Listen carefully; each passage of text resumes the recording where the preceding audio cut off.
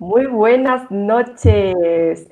Somos las juristas de Diálogos de Derecho EC. Esta noche con un especial invitado desde Cuenca, Steffi Coronel. ¿Cómo estás? Hola Fátima, muy buenas noches. En efecto, tenemos un invitado muy especial el día de hoy. Le tenemos al doctor Julio Teodoro Verdugo Silva. Fátima, si nos cuentas sobre qué va a tratar la entrevista de hoy. Claro, Steffi. Verás, ¿por qué es tan especial este invitado? Porque es el decano de la Facultad de Jurisprudencia de la Universidad de Cuenca. Todos conocemos el prestigio de esa universidad y obviamente contar con una autoridad de dicha universidad es todo un privilegio para nosotros, para nuestro programa, para las juristas aquí en Diálogos de Derecho EC. Para quienes recién se están prendiendo a la radio, les comentamos que somos las juristas, un nuevo programa dentro de la radio de Diálogos de Derecho S. Como sabrán, somos la primera radio jurídica online del Ecuador y estamos en la temporada 2021. Esta vez mejores que nunca, así es que por favor, todos los domingos a las 19 horas no se pierdan la excelente programación con los invitados de lujo que siempre van a estar dentro del programa Las Juristas. Steffi, el doctor Teodoro Verdugo hoy nos va a ayudar con el tema el precedente constitucional en el Ecuador. Es una figura constitucional muy conocida y también que tiene muchas aristas que dejan en duda sobre el tema. Por eso el doctor el día de hoy va a ayudarnos con la investigación que está haciendo sobre el tema. Va a profundizar, va a comentarnos exactamente los detalles que nosotros como juristas queremos saber sobre esta figura jurídica, querida Steffi. Fátima, no sé si te parece, iniciando con la hoja de vida resumida del doctor, porque es bastante Sí, extensa en realidad. ok, entonces vamos a conocer a nuestro invitado primero leyendo su currículum. Contigo, por favor, Steffi. El doctor Julio Teodoro Verdugo Silva hizo sus estudios de postdoctorado en la Universidad de Salamanca, España. Es PhD de Investigación en Ciencias Sociales, mención en Ciencia Política por la Facultad Latinoamericana de Ciencias Sociales de la Flaxo, sede México. Es doctor en Jurisprudencia en la Universidad de Cuenca, especialista en Derecho Administrativo y magíster en Derecho Constitucional, ambos por la Universidad Andina Simón Bolívar. El doctor tiene un diploma superior en Gerencia de Gobiernos Seccionales de la Universidad de la SUAY. Hizo estudios de maestría en Ciencias Políticas en la Flaxo, Ecuador. Candidato a PhD en Derecho por la Pontificia Universidad Católica del Perú.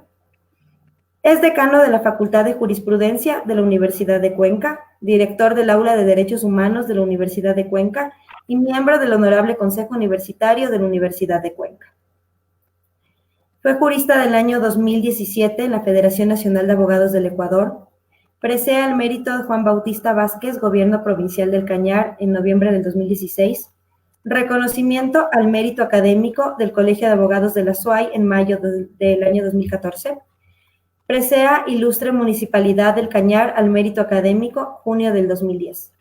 Ex asesor legislativo, ex asesor de la Corte Constitucional, ex asesor de la Universidad de Cuenca, con varias publicaciones en revistas indexadas Latindex y Scopus y en capítulos de libros. Recibió becas por excelencia a la academia en la Universidad Andina, en la Flaxo, Ecuador y en la Secretaría de Educación Pública de México. Ha presentado ponencias en diferentes ciudades del Ecuador, además en Pasto, Colombia, Santiago del Estero, Argentina, Guadalajara, Zacatecas, San Luis Potosí, Ciudad de México, Monterrey y Lima. Ha participado en eventos académicos en Caracas, La Paz, Bolivia, Buenos Aires, Madrid y Berlín. Ha participado en eventos culturales en París, Roma y Viena. ¡Wow! Como dicen aquí, cuando sea grande quiero ser como el doctor Teodoro Verdugo. Qué increíble currículum. Justo estábamos conversando con él antes de salir en vivo y le estábamos diciendo cómo hizo tanto currículum en tan poco tiempo, porque al doctor se le ve bastante joven. Bueno, sin más preámbulo, entonces vamos a ingresar a la plataforma a nuestro gran invitado, al doctor Teodoro Verdugo, quien nos visita desde la ciudad de Cuenca. Bienvenido, doctor. ¿Cómo está? Buenas noches. Muy buenas noches, estimada Fátima, muy buenas noches, estimada Stephanie. Para mí un verdadero honor y una satisfacción compartir con ustedes mediante esta plataforma y por supuesto le agradezco por haberme tomado en consideración, por invitarme. Yo me encuentro dedicado al estudio del derecho, también a la cátedra universitaria y tener la oportunidad de reflexionar sobre temas que giran alrededor de mi línea de investigación es un verdadero gusto y una satisfacción. Muchísimas gracias nuevamente por tomarme en consideración y por invitarme. No Muchísimas hay por qué gracias. agradecer. Estamos gustosas de tenerlo aquí con nosotras. Somos las juristas, como estaba comentando, doctor. Nuestra programación se llama Las Juristas, y estamos en la radio Diálogos de Derecho S. Sé que en su página siguen bastantes los juristas, los abogados de Cuenca, y me imagino que de todo el país.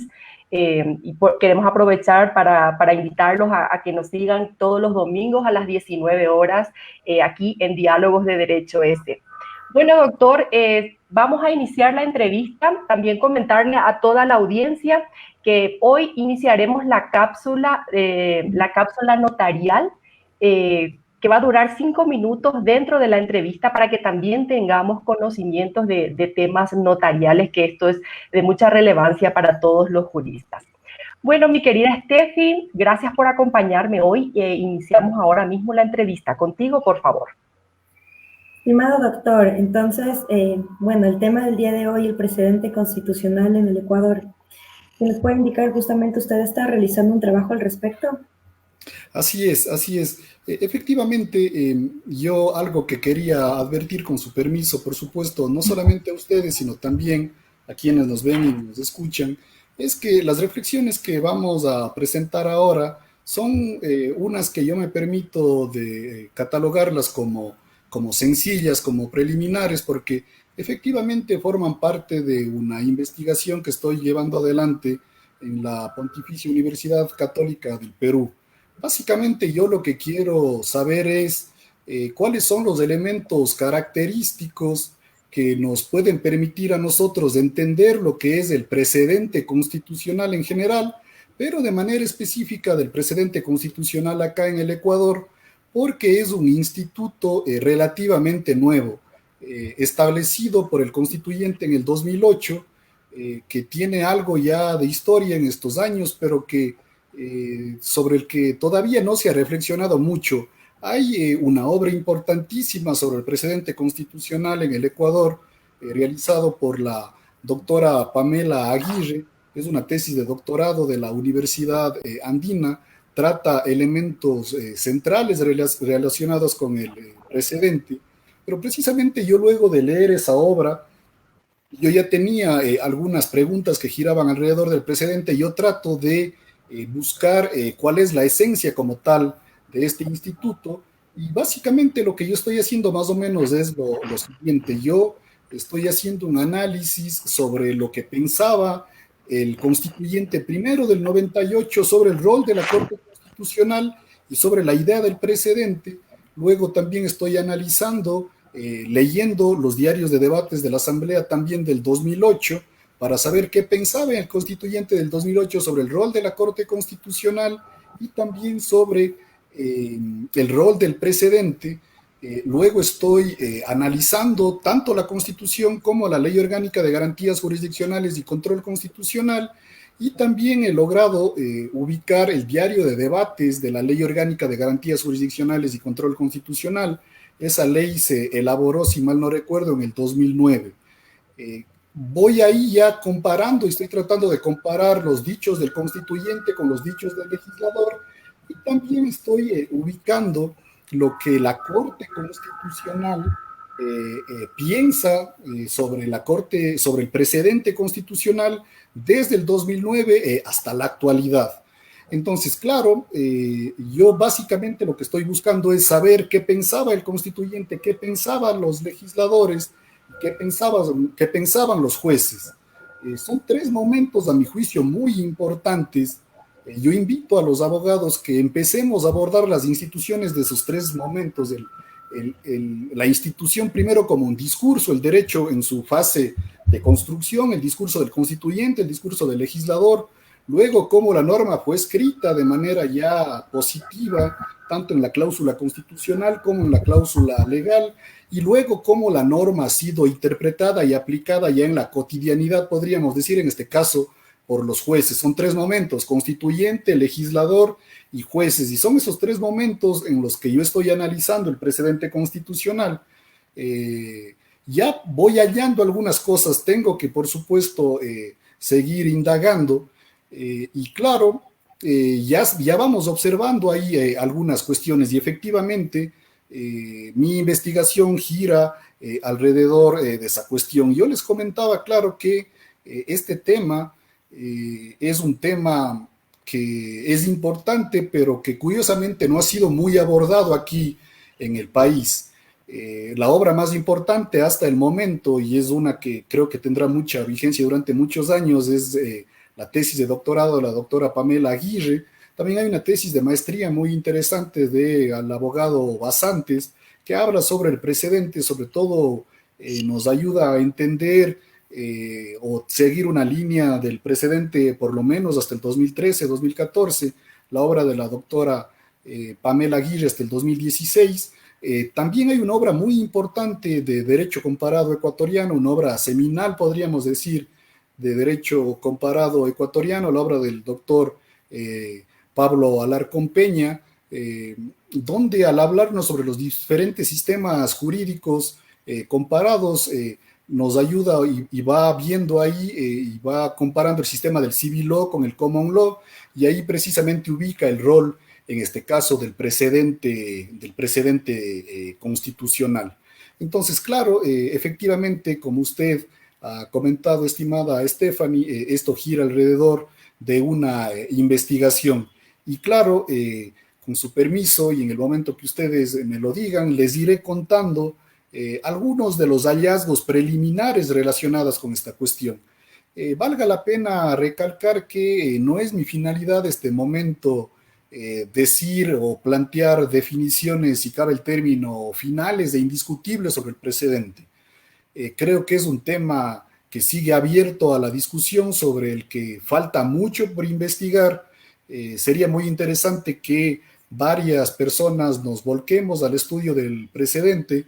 Es un espacio bastante fértil, una línea de investigación que podría dar muchos frutos, y además nos va a permitir entender el potencial del precedente, porque, como les comentaré ya al final de mi intervención, la cuestión relacionada con el precedente, especialmente el uso que se está dando del precedente aquí en el Ecuador, podríamos decir puede ser mucho más fructífero si los abogados, si los constitucionalistas tuviésemos una idea más precisa de lo que es el precedente. Sería muy interesante, por ejemplo, que empecemos a litigar a través del precedente. Si usted me pregunta a mí, ¿estamos en este país litigando ya bajo la lógica y la cultura del precedente, a pesar de que ya llevamos un poco más de 10 años de vigencia de la Constitución ecuatoriana y de la institucionalización de este mecanismo? La respuesta es no.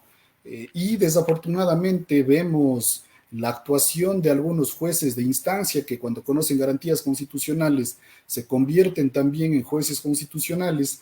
Muchas actuaciones que dejan mucho que desear y que nos permiten deducir a grandes rasgos y de manera abstracta, por lo menos, que nos hace falta en el país jueces especializados en derecho constitucional para que, por supuesto, tengamos un conocimiento cabal de esta cuestión. No sé si con esto logro responder su primera pregunta, y obviamente con su venia les voy contando algunas otras cuestiones relacionadas con el precedente. Muchas gracias, doctor.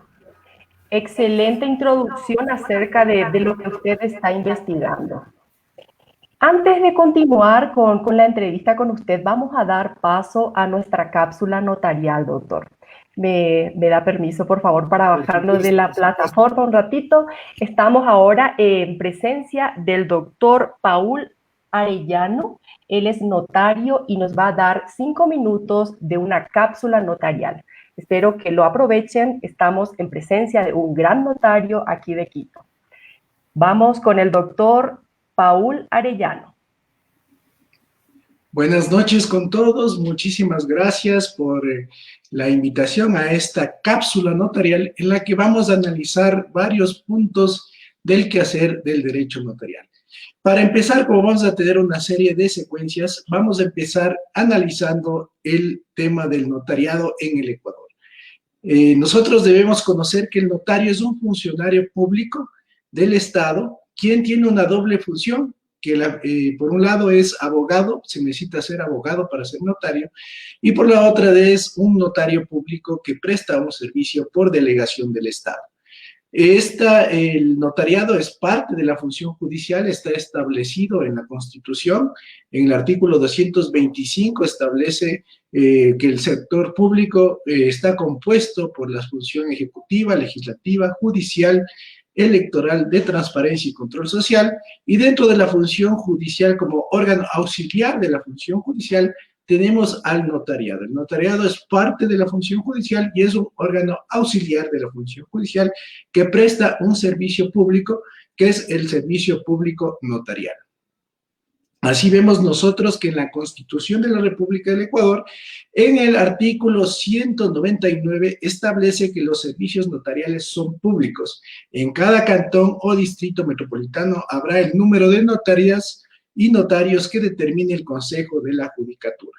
Las remuneraciones de los notarios y notarios, el régimen personal auxiliar de estos servicios, las tasas, deberán satisfacer los usuarios, que serán fijadas por el Consejo de la Judicatura. Es decir, todos los valores que se pagan o los costos que se realizan en las notarías se encuentran regulados por el Consejo de la Judicatura y se facturan a través del sistema informático notarial. Es por eso que todas las notarías en el país deben utilizar este sistema y están obligados a cobrar el mismo valor por todos los servicios. Debemos establecer que el notario es un servidor público y es parte del Estado y presta el servicio público notarial.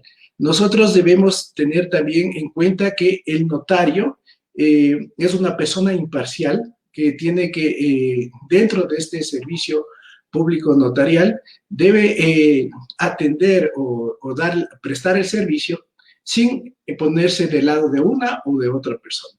Adicionalmente, está obligado a asesorar, a dar a conocer los efectos y resultados de los actos y contratos que se celebran en su presencia. Es por eso que nosotros podemos acudir ante un notario a fin de que el notario nos dé a conocer los efectos y resultados o inclusive hacer consultas de los actos o contratos que nosotros queremos o debemos realizar.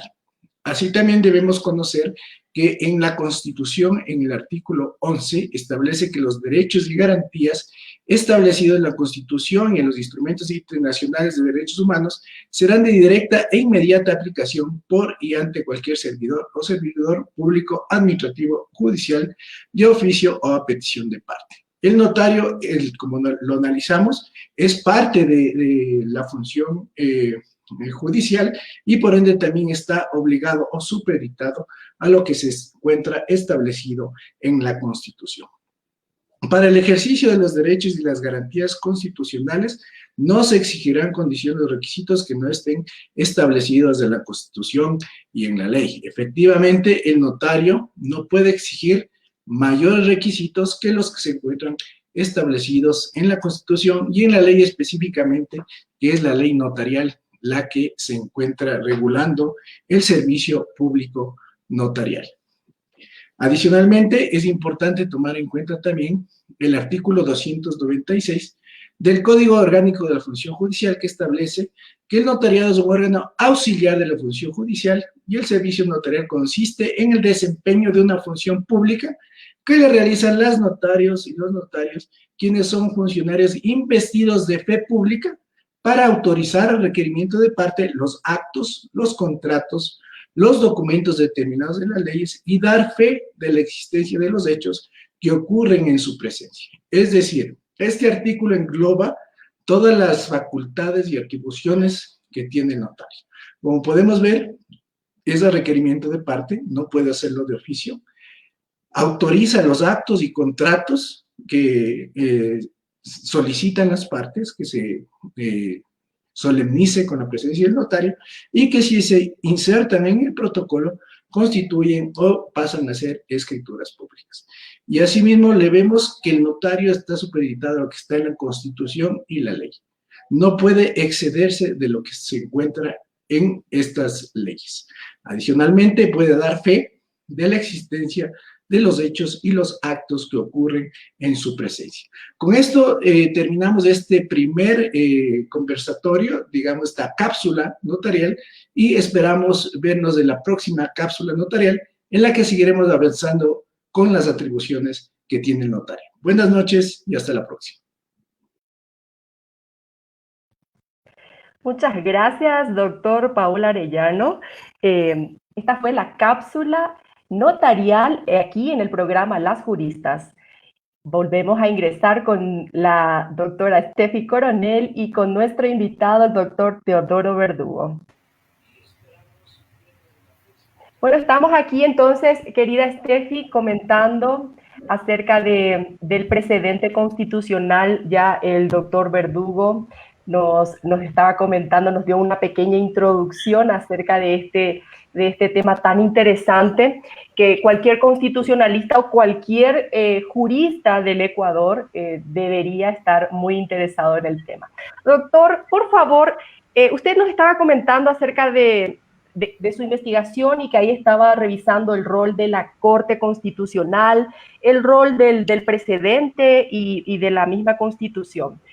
¿Cuál fue el hallazgo que usted encontró o que sigue investigando acerca del rol de la Corte Constitucional en cuanto a esta figura jurídica, doctor? Muchísimas gracias.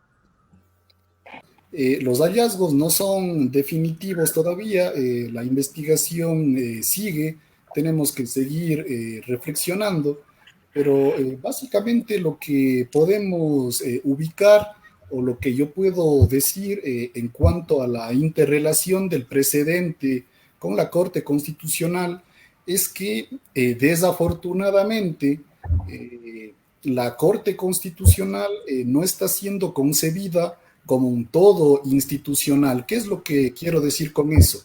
Claro, cuando hablamos de Corte Constitucional, se supone hablamos de una institución que permanece en el tiempo y en el espacio. Por supuesto que la Corte Constitucional va teniendo diferentes conformaciones por diferentes cuestiones, pero en el caso ecuatoriano todavía está muy vigente y muy asentada esa idea de lo que fue la Corte Constitucional para el periodo de transición, luego la primera Corte Constitucional, la segunda Corte Constitucional y la actual Corte Constitucional es decir, observamos que, por ejemplo, la Corte Constitucional para el periodo de transición tenía determinada postura relacionada con el precedente, la primera Corte Constitucional una postura diferente, y observamos, por ejemplo, que la actual Corte Constitucional tiene al parecer, y digo al parecer porque todavía estoy en proceso de revisión de varias sentencias donde la Corte Constitucional menciona, define, caracteriza al precedente constitucional, al parecer, reitero, tiene una posición o una visión diferente a lo que tenían los jueces anteriores. Entonces, claro, ahí viene, no digamos paradoja, pero sí viene esta especie de contraposición o de diferentes posiciones de las diferentes composiciones que ha tenido la Corte Constitucional con la Corte Constitucional actual. Y eso, a mi juicio, trae un problema o varios problemas, siendo el principal la falta de certeza y de institucionalización del precedente como un fenómeno cultural. Es decir, no basta con que la cláusula constitucional, con que la cláusula legislativa regule, norme, mencione la idea del precedente. Creo que es más importante que esas normas se vuelvan carne, si cabe el término, se vuelvan un fenómeno colectivo y cotidiano, cuando, por ejemplo, los jueces resuelven problemas jurídicos basándose no solamente en las normas jurídicas como tal, sino que resuelvan estos problemas basándose en problemas jurídicos precedentes. De ahí viene precisamente la idea del precedente constitucional. Entonces, personalmente, yo entiendo o yo me permito sostener que no se construye o no acaba de arrancar desde una perspectiva práctica esta idea del precedente. No vemos todavía a jueces resolviendo bajo la lógica del precedente, no vemos a abogados litigando bajo la lógica del precedente. Entonces, claro, hay una distancia, a mi juicio, bastante amplia entre la norma como institución y como un fenómeno escrito en un documento oficial como es una constitución, una ley, y que esta institución se vuelva un fenómeno ya de la cultura jurídica, o un fenómeno de la práctica de la cultura jurídica cotidiana. Y precisamente, claro, cuando yo me pregunto qué es el precedente constitucional en el Ecuador, la idea no es única y exclusivamente acudir a la norma jurídica, acudir a la cláusula constitucional o la cláusula legal y de ahí definir lo que se entiende como precedente, sino tratar de arrancar esa respuesta ubicando los diferentes documentos seminales y germinales donde vamos precisamente a encontrar esta información. Claro, debemos entender de que el rol de la Corte Constitucional es un rol importantísimo, sobre todo para dar el gran salto de el precedente como institución apenas reconocida como cláusula constitucional y legal a que se vuelva un fenómeno de práctica cotidiana. Entonces, claro, precisamente ahí radica el interés de esta cuestión. Otra cosa también interesante y que nos permite, por supuesto, entender el rol de la Corte Constitucional es saber algo que ya nos dice el doctor Pablo Alarcón en su obra sobre los sistemas jurídicos comparados y su lógica también dentro del derecho ecuatoriano, es de que acá en el Ecuador también tenemos algunas instituciones que han sido trasladadas desde otras tradiciones jurídicas y precisamente la idea del precedente es una institución que forma parte de la tradición jurídica del common law y no del civil law, que es la tradición madre, si cabe el término, de nuestra lógica o nuestra raigambre jurídica. Y por supuesto, este traslado del precedente, básicamente inglés y norteamericano, a la lógica ecuatoriana, trae como consecuencia diferentes fenómenos o, valga la redundancia, diferentes consecuencias. Y creo que precisamente si nosotros nos preguntamos por qué no observamos que este precedente o la idea del precedente se usa al estilo norteamericano, al estilo inglés, es porque precisamente el momento en el cual se produce la traslación o el traslado, en este caso, de una institución perteneciente a un paradigma jurídico y se lo lleva a otro paradigma jurídico, ahí encontramos precisamente cómo esta va teniendo, si cabe el término, alguna mutación.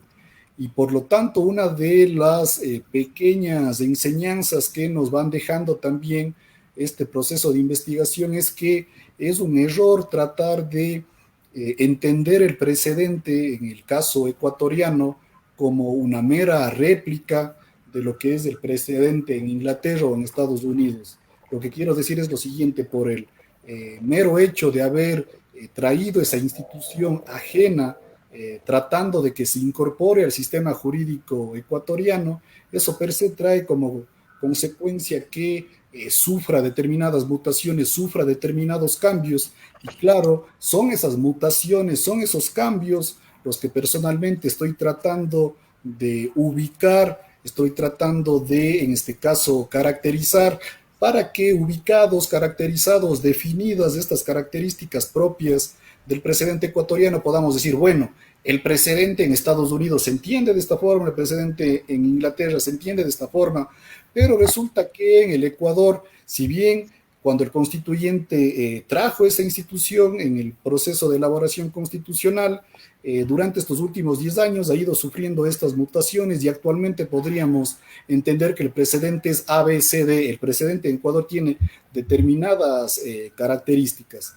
Yo creo que si logramos eso se abre grandes puertas, por ejemplo, para que después podamos hacer procesos comparativos sobre, por ejemplo, cómo se ha terminado entendiendo el precedente en Colombia y cómo se ha terminado entendiendo el precedente en el Perú, por ejemplo. Cuando yo he estado y sigo leyendo muchas cosas relacionadas con el precedente, pero especialmente cuando he estado elaborando el estado del arte de mi documento, yo les puedo decir, por ejemplo, que se ha escrito mucho sobre el precedente en Colombia. Es el país que más ha producido y más ha investigado, podríamos decir, sobre el precedente. Otro país donde se ha dicho bastante sobre el precedente es Perú. También se ha dicho muchas cosas interesantes en Chile, en Argentina, también en México, pero reitero, en el ámbito latinoamericano puedo asegurar que el país donde más se ha desarrollado estudios sobre el precedente es Colombia. Y Ecuador, digamos, vamos un poco a la cola. Por eso en mi primera intervención yo les comentaba a ustedes que en el Ecuador falta mucho por investigar sobre el precedente. Hay obras muy importantes que ya les he mencionado, pero todavía es un campo bastante fértil sobre el cual se puede seguir reflexionando. En definitiva, tratando de concretar de manera más particular la respuesta a la pregunta que ustedes me han planteado, la Corte Constitucional indefectiblemente juega un rol fundamental. Y este rol fundamental se entiende si comparamos el rol de la actual Corte Constitucional, de la Corte Constitucional de la Constitución del 2008, me refiero, con el rol que jugaba el Tribunal Constitucional de la Constitución del 98.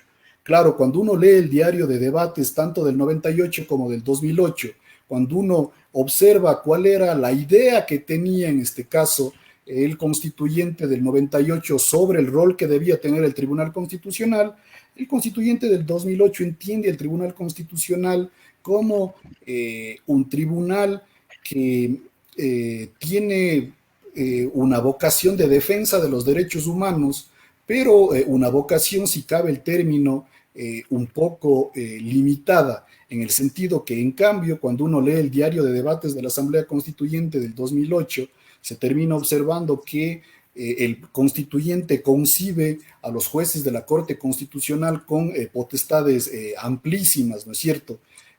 Básicamente, una cuestión que se discutió de manera profunda en el 2008 y también en el 98 fue, por ejemplo, quién era el intérprete final de la Constitución. Y según la Constitución y los constituyentes del 98, el intérprete final de la Constitución era el legislativo, que en ese entonces acá en el Ecuador se llamaba Congreso Nacional, y en el caso ecuatoriano, y en el caso, perdón, de la Constitución del 2008, se arranca esas potestades al legislativo y se dice, no, ahora quién tiene la última palabra sobre lo que dice la Constitución o cómo se entiende la Constitución, ya no es el legislativo, sino es la Corte Constitucional. Entonces, partiendo solo de esa cuestión, nosotros ya podemos deducir, obviamente, el rol que tiene la Corte Constitucional. La Corte Constitucional actualmente tiene un rol principal, pero creo que todavía no toma conciencia sobre diferentes actividades que podría hacer para lograr que el precedente se institucionalice como un fenómeno práctico. Muchas gracias, doctor. Y dentro de estas mutaciones que sufrió esta figura, queremos hacerle la siguiente pregunta. Contigo, Steffi. Doctor, queremos saber si la Corte Constitucional ha incurrido en alguna contradicción o cuál es la mayor contradicción que usted cree que en la que la Corte ha tenido mayores inconvenientes respecto a este tema. Listo, muchísimas gracias. Es una gran pregunta y mire, esa pregunta se puede responder básicamente cuando uno lee esta tesis que yo les había comentado de la doctora Pamela Aguirre. Uno de los hallazgos de la doctora Pamela Aguirre sobre el precedente constitucional en su tesis de doctorado en la Universidad Andina, además de ese libro está publicado, es que básicamente podríamos entender que el constituyente observa el precedente desde dos perspectivas. La primera perspectiva, que entiende como precedente la Corte Constitucional única y exclusivamente a las sentencias que han sido catalogadas como tal, es decir, como precedente por la propia Corte Constitucional. Y la otra perspectiva, que es una perspectiva más amplia y también al mismo tiempo, a mi juicio, más compleja, parte de la idea de que se entiende como precedente por parte de la Corte Constitucional todas las sentencias emitidas por la Corte Constitucional. Claro, ambas posiciones tienen sus dificultades. Miren, si nosotros nos preguntamos cuántos precedentes constitucionales ha emitido la Corte Constitucional, podríamos, claro, fácilmente o no tan fácilmente, pero podríamos dedicarnos a contar cuáles son las sentencias que, siendo emitidas por la Corte Constitucional de manera expresa ha catalogado a estas sentencias como precedentes. Entonces, por ejemplo, la doctora Pamela Aguirre, ella logra ubicar todas las sentencias que han sido catalogadas de antemano como precedente por la propia Constitución, por la propia Corte Constitucional del 2008 al 2016. Básicamente lo que yo estoy haciendo en este momento es investigar o básicamente tratando de ubicar las sentencias que del 2016 al 2020 han sido dictadas también por la Corte Constitucional, especialmente por la que está actualmente en funcionamiento, y mirar si es que están siguiendo o no la misma lógica. Es decir, si es que la Corte Constitucional entiende como precedente solamente aquellas sentencias catalogadas como tal. Entonces, fíjense, si nos quedamos con la primera posición, es decir, entender como precedente solo las sentencias catalogadas como tal, es decir, como precedentes, digamos que nosotros tendríamos un camino relativamente fácil, ubicar las sentencias, aproximadamente 80, 100 sentencias, 100 precedentes que han sido emitidos por la Corte Constitucional. Pero si en cambio decimos, bueno, todas las sentencias emitidas por la Corte Constitucional desde el 2008 hasta la actualidad pueden concebirse como precedentes, creo que ahí entramos a un amplio campo donde tendríamos muchísimas dificultades para poder entender qué es precedente y qué no es precedente. Y claro, en cuanto a su pregunta de manera específica, la contradicción, o yo me permitiría decir la falla, o el error de la Corte Constitucional, no del actual, no del anterior, sino de la Corte Constitucional como un todo institucional que viene funcionando desde el 2008 hasta la actualidad, es que a diferencia de lo que ha sucedido, por ejemplo, con la Corte Constitucional colombiana, no tomó atención desde el 2008 a la idea de ir construyendo diferentes líneas jurisprudenciales, diferentes troncos reflexivos sobre diferentes temas que nos permitan a nosotros entender o ubicar determinadas sentencias que puedan ser invocadas como precedente constitucional.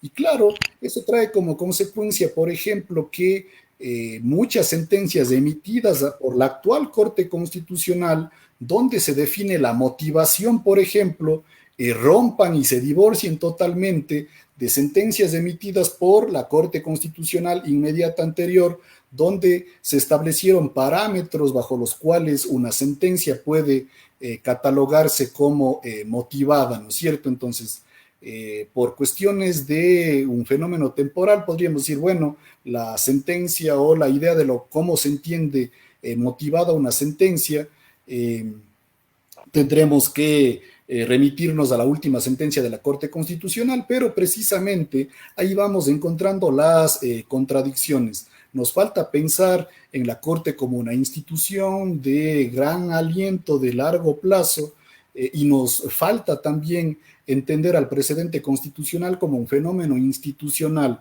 como un fenómeno que permanece más allá de lo que digan los jueces, que claro, 9 años no es poco, que se van a quedar algunos jueces, otros 6, otros 3, etcétera, etcétera, pero al final del día no se va construyendo la institución, en este caso como el precedente. Entonces, a grandes rasgos, podríamos encontrar como en la Corte del periodo de transición, por ejemplo, la Corte Constitucional, la Corte Constitucional para el periodo de transición, al inicio, por ejemplo, en sus sentencias, es un poco, o mejor dicho, no logra catalogar que mismo entiende como precedente apenas desde el 2009, finales del 2009, es decir, un año después, desde que se catalogó como Corte Constitucional para el periodo de transición, comienza a emitir determinadas sentencias donde se define que es precedente.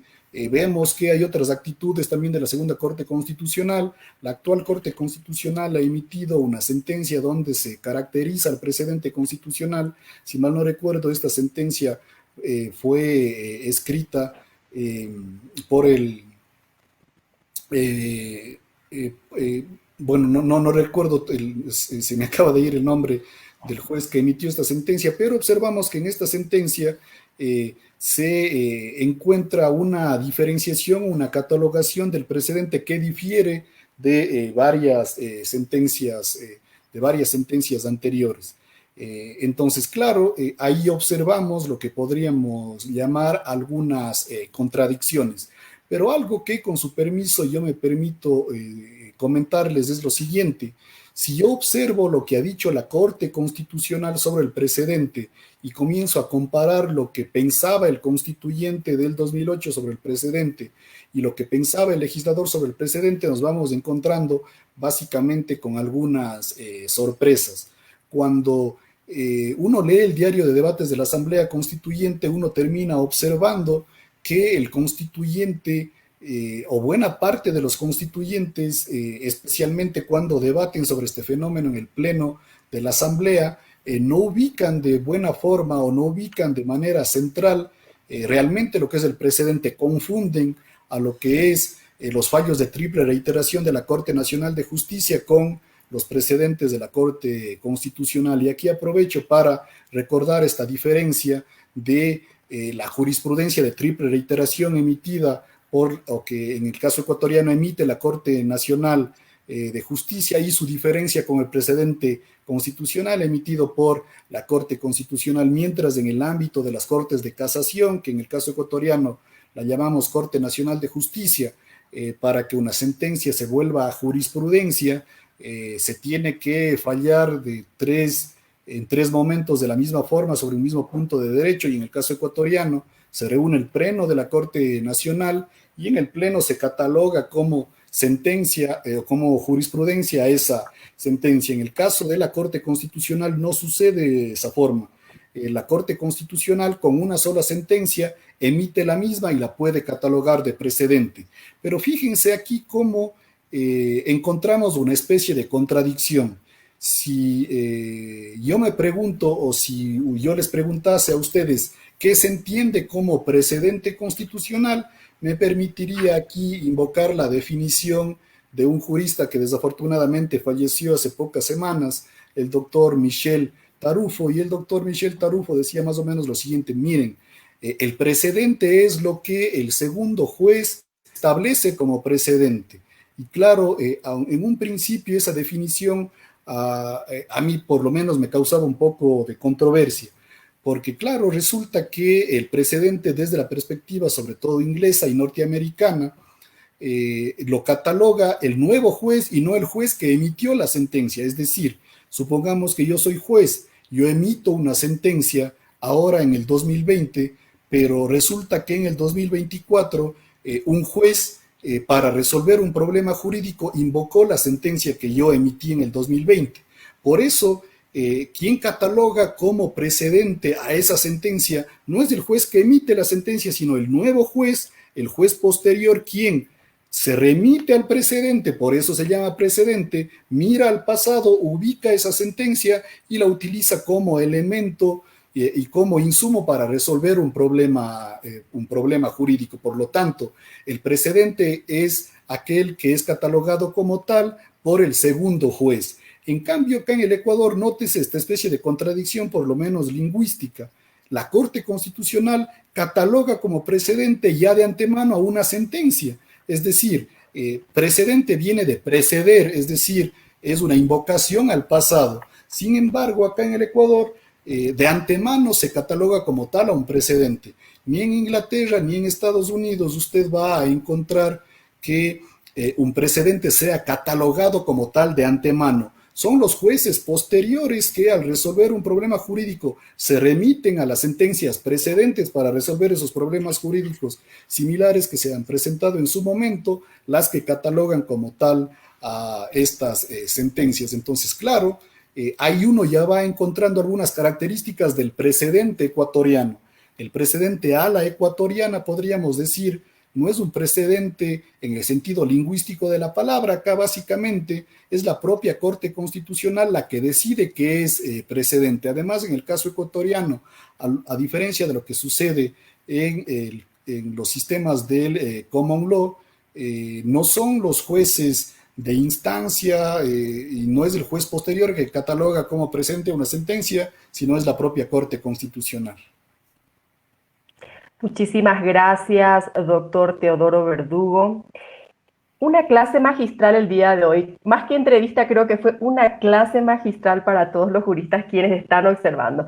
Hemos tenido muchísima audiencia. Gracias a todos los que estuvieron prendidos durante toda la transmisión.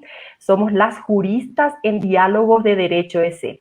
Resumiendo lo que el doctor tan amablemente hoy nos expuso, hoy hemos aprendido o hemos entendido ¿qué es el precedente constitucional o cómo es entendido el precedente constitucional en el Ecuador? También hemos visto los fundamentos sobre los cuales gira este precedente, también sus características esenciales, cuáles fueron los casos en los que la Corte Constitucional incurrió en alguna contradicción en torno a este tema. También hemos hablado acerca de las obras, de las pocas obras, como mencionó el doctor, acerca de este tema tan relevante dentro del ámbito del derecho ecuatoriano, y también la diferencia que existe con las sentencias de triple reiteración. También el doctor nos habló acerca del rol de la Corte Constitucional, el rol de esta figura en cuanto a la Constitución Nacional y la Ley de Garantías Jurisdiccionales y Control Constitucional en el Ecuador. Doctor Teodoro, se lució esta noche, le agradecemos infinitamente su participación, ha sido realmente muy provechoso escucharlo y cuando termine su investigación esperamos contar con su presencia nuevamente en Las Juristas, doctor. Sí, claro, bueno, nuevamente muchísimas gracias por la invitación y mil disculpas por haberme alargado en la contestación de las preguntas. Probablemente si hubiese sido más concreto hubiese contestado tal vez más preguntas. Aspiro y espero que no sea la primera vez que sea invitado a este panel y nuevamente muchísimas gracias. Para mí un verdadero honor y por supuesto pido muchas disculpas por lo limitado de las reflexiones. Básicamente las reflexiones que yo les he presentado son relativamente teóricas, un poco abstractas, pero entenderán ustedes que forman parte sobre todo de un proceso de investigación de carácter teórico.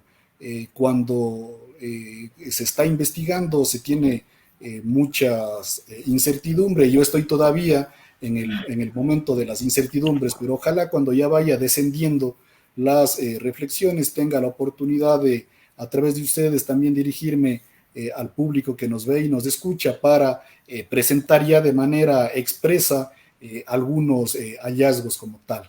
Muchísimas gracias, para mí es un verdadero honor haber compartido con ustedes, muy amables. Doctor, gracias a usted, doctor. Ha sido una entrevista que en realidad, como dice Fátima, más que una entrevista, ha sido una clase magistral con muchísima retroalimentación.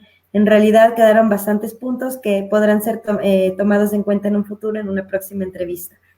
Nuevamente, muchas gracias y esperamos tenerle pronto de vuelta en el programa. Muchísimas gracias. Antes de que se vaya, doctor, le leo algunos comentarios de sus seguidores.